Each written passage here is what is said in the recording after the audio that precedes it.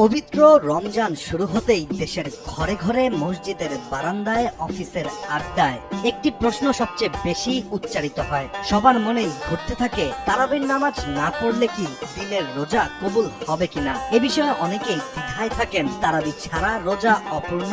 আবার কেউ ভাবেন শুধু রোজা রাখলেই সব দায়িত্ব শেষ। এই বিভ্রান্তির অবসান আসলে কোথায়? শরীয়তের সুস্পষ্ট বিধান অনুযায়ী রোজা এবং তারাবি দুটি আলাদা ইবাদত। রোজা মূলত ইসলামের 5টি স্তম্ভের একটি। মহান আল্লাহ তাআলা কোরআন শরীফেই ঘোষণা করেছেন বান্দাদের ওপর রোজা ফরজের বিষয়টি, যেন মানুষ তাকওয়া অর্জন করতে পারে। এমনটি সূরা আল বাকারার 183 নম্বর আয়াতে বর্ণিত আছে।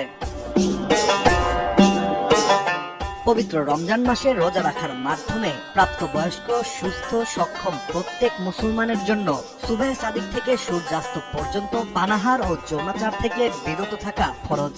ফলে নির্ভুলভাবে এটি আদায় করলে রোজাও আদায় হয়ে যাবে, তারাবি পড়া হোক কিংবা না হোক।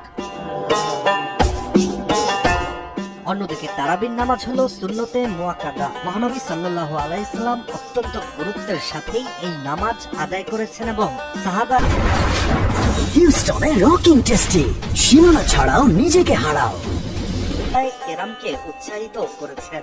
একদিকে আল্লাহ তাআলা রমজানের রোজা ফরজ করেছেন, আর অন্যদিকে নবীজি সাল্লাল্লাহু আলাইহি সাল্লাম রাতে দাঁড়িয়ে ইবাদত করাকে সুন্নাত করেছেন।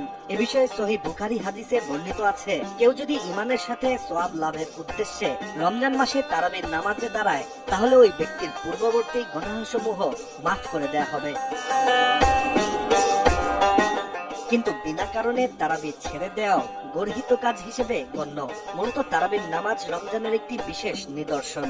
ফলে অসুস্থতা, সফর কিংবা বিশেষ কারণ ছাড়া সামর্থ্য থাকা সত্ত্বেও অলসতার কারণে তারাবির নামাজ ছেড়ে দেয়া তাকওয়ার ঘাটতি ইঙ্গিত দেয়। কারণ রমজান কেবল ক্ষুধা সহ্য করার নাম নয়, এটি আমলনামা ভারী করার একটি সুবর্ণ সুযোগ।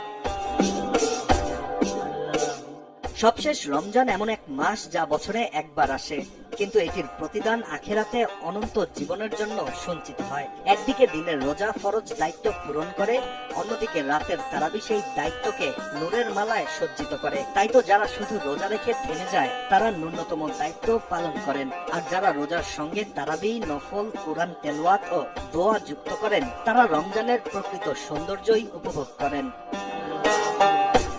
ইশতিয়াক হোসেন, দেশ টিভি।